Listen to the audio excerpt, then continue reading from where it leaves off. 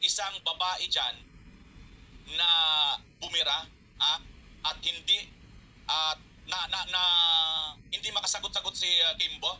Naalala niyo mga kababayan? Naku, na-research ko ito. Konektado pala ito mga kababayan. Panoorin po muna natin to ha. Panoorin po muna natin ito. Itong congresswoman, kilala niyo ang congresswoman na nagtatanong dito kay Kimbo na hindi makasagot-sagot si Kimbo? Ito, panoorin niyo mga kababayan. Kung kilala niyo itong congresswoman na to, ito siya. Tapos, itong congresswoman na to mga kababayan, konektado po ito doon sa singer. Panoorin niyo. Siya oh. Yan. Si Congresswoman Herrera. Speaker. Next question. Sa overall savings, I just noticed na after 2015, hindi na nagkaroon ng reporting. Then bumalik siya noong 2020 and 2021. Then afterwards, no more reporting again as to the overall savings of each department.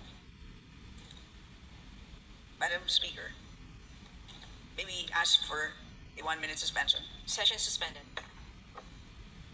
Oh, suspend. Madam Speaker, yun po yung point ko. Bakit nawawala yung report ng overall savings?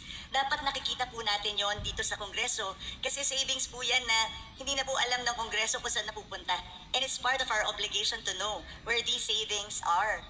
Saan nanggaling? Kasi that's where we see how efficient ang ating mga departments. So baka pwede pong isubmit sa atin today.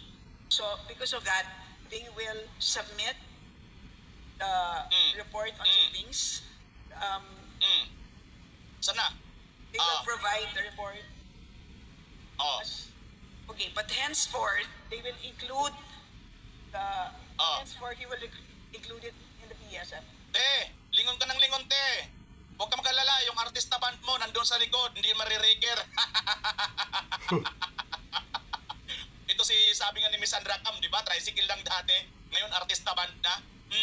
Te, lingon ka ng lingon, te. Sumagot ka ng diretsyo, te. Ikaw ang tinatanong dito ng kapwa mong congresswoman.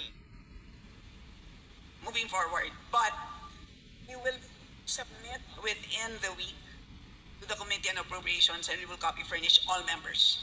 You know, this is not acceptable, should not be acceptable to us. Patay ka ngayon, te.